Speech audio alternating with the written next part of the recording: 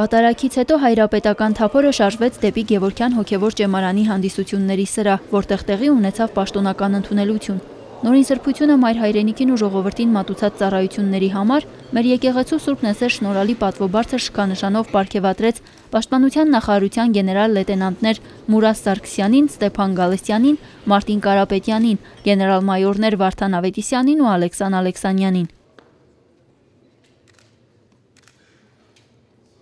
Այսօր նորից լիցքավորվեցի, որ մնացած իմ կյանքս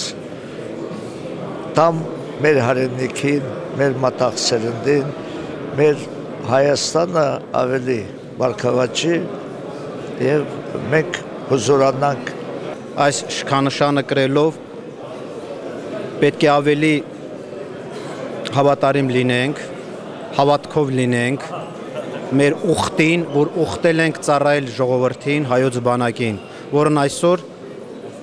իր 21-րդ տարեդարձն է տոնում։ Շնորհակալ եմ։ Տեր-Կորյուն Քահանա Կարապետյանի պաշտպանության նախարարությունից ստացած 2 շքանշաններին ավելացավ եւս մեկը։ Բանակի 21-ամյակի առիթով Տեր-Հայրն ու Կոտայքի թեմի առաջնորդ Առաքել եպիսկոպոս Քարամյանը Արցախի ազատագրական պայքարին մասնակցելու եւ զինված ուժերում հոգեվոր ծառայության գործում իրենց նպաստը բերելու համար պարգևատրվեցին Մաշալ Բաղրամյանի անվան շքանշանով։ 10 հոգևորական ստացավ Դրաստամատ Կանայան, Գարեգին Նժդեհ, Վազգեն Սարգսյան, Ծովակալ Իսակով շքանշաններ։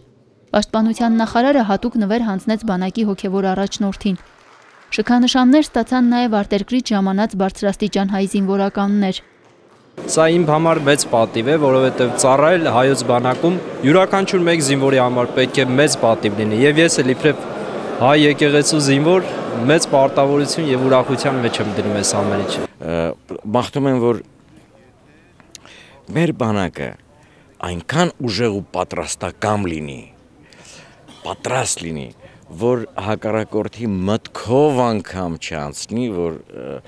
կարող է ոտնձգել մեր հայրենիքի վրա։ Պաշտոնական ընդունելության մասնակիցները բաժակ բարձրացրին մեր երկրի խաղաղության եւ սահմանների անսասանության համար։ Հոգևորականները այսօր բավականին աջակից են հրամանատարներին փոխադարձ հանդուրժողական մթնոլորտի, փոխադարձ վստահության մթնոլորտի ձևավորման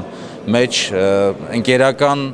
աջակցության, ընկերական սիրո ձևավորման մեջ, որը որ առանց հոգևոր ծառայության մեզ համար չափազանց դժվար կլիներ իրականացնել։ Մենք աղոթք եւ հայց բարձրացրեցինք այսօր առ Աստված, խնդրելով, որ Տերը միշտ հաղթական պահի հայոց բանակը զորեղ եւ ապահովի նրանց նորանոր հաղթանակներ, որպեսզի խաղաղությունը, սերը եւ ապահովությունը մեր երկրի լինի անսասան եւ անխաթար։ Թող Տիրոջ օրհնությունը լինի հայոց զինվորի, հայոց զորավարի, հայոց բանակի վրա։ Վիկտորիա Կարապետյան, Վարդգես Մանուկյան, Եկեղեցական կյանք։